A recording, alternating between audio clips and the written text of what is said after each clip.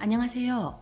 집을 이미 구매하신 분들은 이미 알고 계시겠지만 한국에서 이민이나 유학을 준비하시는 분들을 위해서 캐나다 집의 형태에 따른 장점과 단점을 알려드리겠습니다. 첫 번째로 모바일 홈인 조립식 주택입니다. 특정 장소에 위치하여 영구적인 거주 시설로 사용되는 대형 트레일러 또는 이동 가능한 조립식 구조물이라고 말하며, 모바일 홈은 공장에서 제작된 후 최종 완성된 구조물을 원하는 위치로 운송하여 설치합니다. 현대식 조립식 주택이지만 레저용 차량과 달리 자신의 힘으로 이동할 수는 없습니다. 장점으로는 구매할 경우 주택 가격이 낮아서 매달 내는 렌트비를 아낄 수 있습니다. 단점으로는 접근성이 좋고 유틸리티 공급이 확립된 지역에는 사용 가능한 땅이 많지 않기 때문에 거의 도시의 끝자락에 모여 단지로 구성되어 있습니다. 아무래도 땅값이 싼 곳에 모여 있기 때문에 장기적으로 볼 때 가치는 없습니다. 두 번째로는 콘도 미디엄, 약자로는 콘도라고 말하며 건물의 크기에 따라서 저층 콘도와 고층 콘도로 나누어집니다. 저층 콘도인 로우 라이즈는 4층이나 6층 건물로 지은 목조 건물 콘도입니다. 때로는 1층은 상업용으로 리테일 스토어를 시멘트로 짓고 2층으로는 주거용으로 나무로 짓는 콘도를 말합니다. 고층 콘도인 하이라이즈는 11층 높이 이상을 말하며 시멘트 건물로 한국의 아파트와 가장 유사합니다. 장점으로는 내 집만 관리하면 되기 때문에 깎아야 할 잔디도, 관리해야 할 화단도, 눈을 치워야 할 차도도 없습니다. 노령의 주택 소유자나 자주 여행하는 사람들에게 유지보수에 시간을 보내고 싶지 않은 사람들에게 유익한 집의 형태입니다. 단점으로는 엘리베이터와 어메니티와 같은 편의시설이 있어서 관리비, 스트라타비가 높으며 프라이버시가 부족하고 야외 공간이 제한이 있습니다. 세 번째로는 타운하우스입니다. 콘도와 하우스의 중간 사이즈로 목조 건물집이며 여러 개의 집이 붙어 있는 형태의 주택이며 일반적으로 4채나 8채 정도가 붙어 있습니다.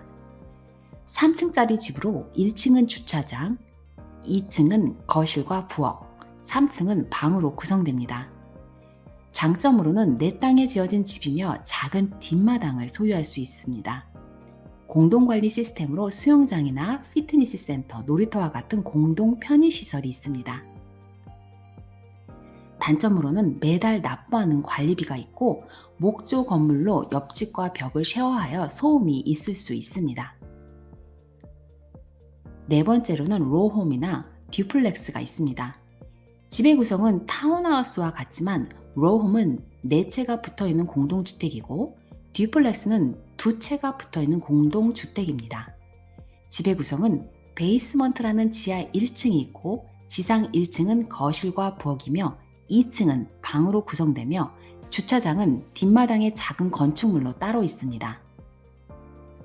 장점으로는 집이 붙어 있어 공동주택이지만 매달 내는 공동관리비가 없는 것은 가장 좋은 점입니다. 단독주택인 하우스를 사기에는 부담이 될 경우 로홈을 구매해서 관리비를 절약할 수 있습니다. 지하 1층, 베이스먼트를 리글 스윗으로 건축 허가를 받으면 렌트를 주어 급여 외 수입을 창출할 수 있습니다. 직구매 시 리글 스윗이 있으면 모기지 금액도 더 받을 수 있습니다. 단점으로는 옆집과 벽을 공유해야 합니다. 지붕이나 펜스를 공유하므로 고칠 때 이웃과 서로 상의를 해야 합니다. 다섯 번째로는 싱글하우스인 단독주택입니다. 말 그대로 옆집과 공유하는 것이 전혀 없는 독립된 집입니다. 주차장인 가라지가 집의 어느 위치에 있는지에 따라서 두 가지로 나누어집니다. 작은 하우스는 디태치드 가라지로 주차장이 집 뒤 마당에 별도의 건축물로 있고, 큰 하우스는 어태치드 가라지로 주차장이 집 앞 안쪽 1층에 있는 집입니다. 장점은 벽을 쉐어하지 않고 아무에게도 눈치 안 보는 큰 마당이 있는 집입니다.